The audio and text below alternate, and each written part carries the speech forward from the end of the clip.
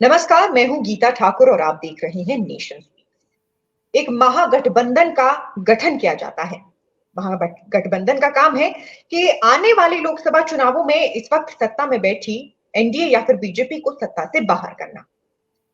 इस महागठबंधन में फिलहाल इतनी कमियां नजर आ रही है कि सवाल है कि गठबंधन है भी या नहीं। फिलहाल कुछ नया देखने को मिला है। इस पर चर्चा के लिए हमारे साथ नेशन स्पीक्स के ग्रुप एडिटर रोहित खन्ना मौजूद हैं। सर, बहुत बहुत स्वागत है आपका। धन्यवाद। सर, यूं तो लगभग सभी राज्यों में किसी ना किसी पार्टी में, इस महागठबंधन की पार्टी में कहीं ना कहीं गड़बड़ देखने को मिलती है। लेकिन अब पश्चिम बंगाल, जहां पर सीपीआईएम और टीएमसी साथ चलने को तैयार नहीं, वहां से एक नया बयान देखने को मिला है। बयान के अकॉर्डिंग तो ये कहा जा सकता है कि अगर आप नेशनल लेवल की बात करते हैं तो वो राज्य से ही शुरू होकर राष्ट्रीय स्तर पर पहुंचता है। आप कैसे साथ चलने वाले हैं?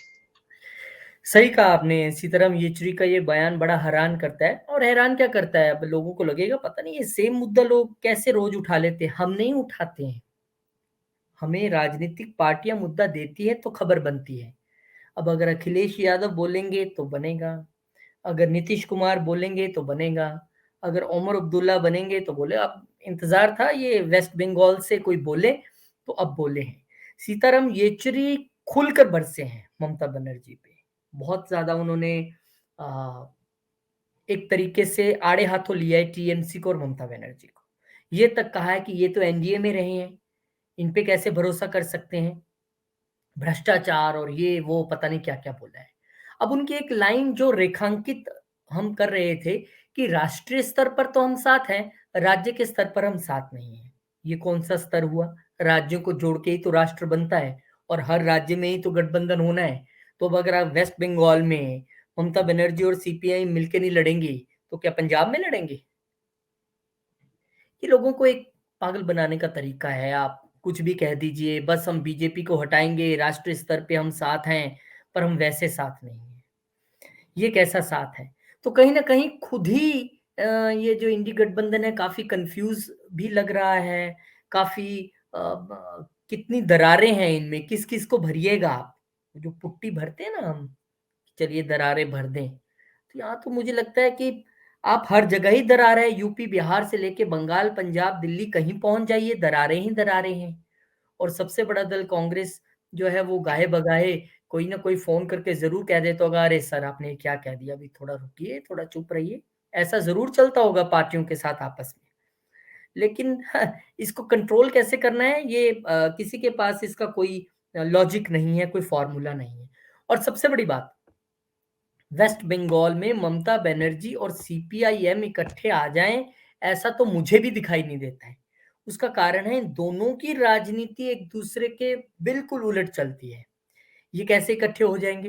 हर रोज वहां पे एक दूसरे के वर्करों पर इल्जाम लगाना, लड़ाइयां होना, एक दूसरों को आड़े हाथों लेना। अब सीताराम येचुरी जी ही समझा दें कि अगर टीएमसी भ्रष्टाचारी है, अगर टीएमसी खराब है, तो भाई राष्ट्रीय स्तर पर भी गठबंधन क्यों करना है? क्या आप एक भ्रष्टाचारी पार्टी के साथ गठबंधन करना चाहते हैं? तो अपनी ही बात में फंस गए कि वो तो पार्टी खराब है तो क्यों गठबंधन कर रहे हैं। ये अवसरवाद की राजनीति है इंडी गठबंधन की।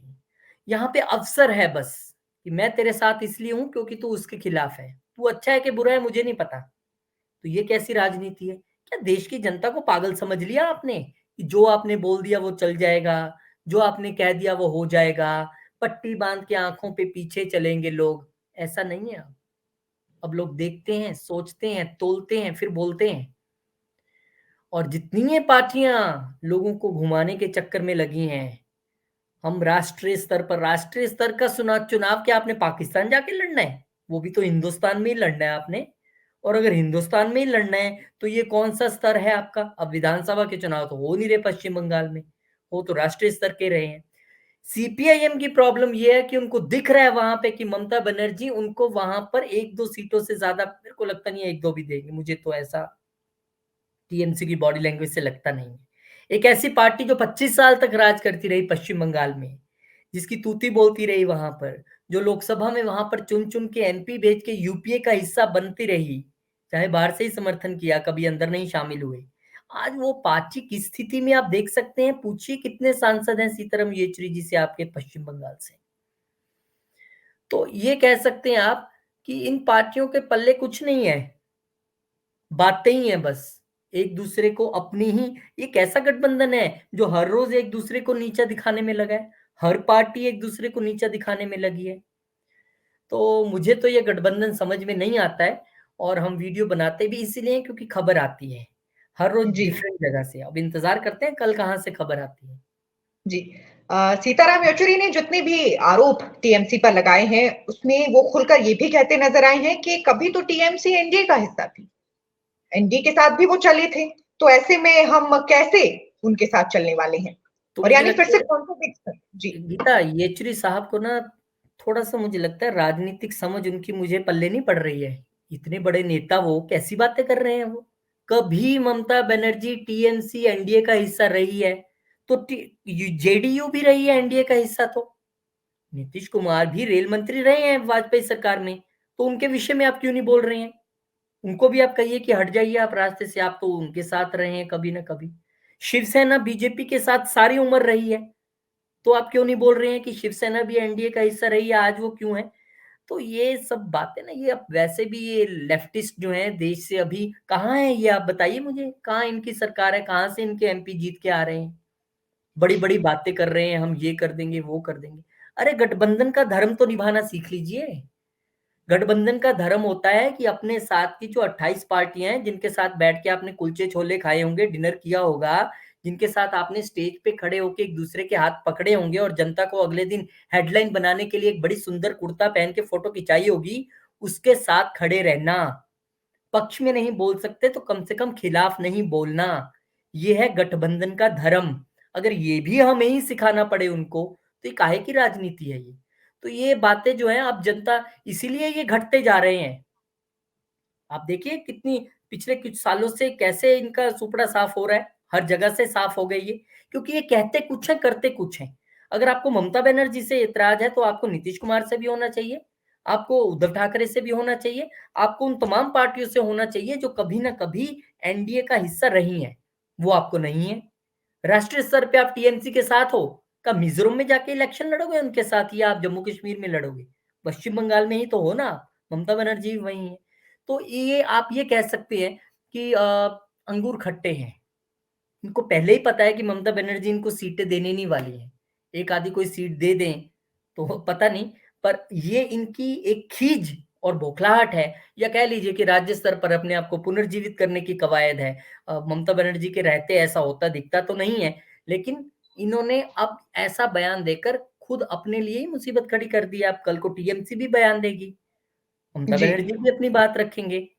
तो मुझे लगता है कि ये जो 2 महीने चुनावों में बिज़ी हैं, कांग्रेस प्लस जो ये 5 विधानसभा चुनावों में, ये तो गठबंधन का बुरा हाल कर देंगे अगले 2 महीनों में, बोल-बोल के एक-दूसरे के खिलाफ इतने सिर फट जाएँगे, एक-दूसरे को धोखेबाज कह-कह के, कि कोई मतलब नहीं रह जाएगा गठबंधन का। जी। और खास बात यह है कि अगर मुद्दे की बात की जाए तो मुद्दे के साथ अगर कोई एक भी पार्टी या इस गठबंधन का कोई एक भी हिस्सा चलने को तैयार हो जाए तो शायद जनता समझे मुद्दा एक ही है कि सत्ता से बीजेपी को बाहर करना है। ये भी एक ही मुद्दे पर बात करते नजर आए हैं कि हम सभी को बीजेपी को सत्ता से बाहर करना है, उसके लिए हमें एक प्लान की जरूरत है। लेकिन ये मुद्दा जनता समझ पाए ये काफी मुश्किल है, क्योंकि जनता इस जनता वक्त अन्य मांगों को लेकर आगे बढ़ना चाहती है। नहीं समझेगी। आजकल जितने ये नेता हैं, सबके बैकग्राउंड में एक ही गाना बजता है कान में, सब फड़े जाणगे भी, सब फड़े जाओ, गाना है ना पंजाबी गाना, सब फड़े जाणगे। तो उनको ऐसे लगता है, इसलिए कहते हैं बीजेपी हटाओ। क्यों हटाओ? ये भी तो आपको जनता को बताना है। वो आपने तय नहीं किया इतनी मीटिंग्स में।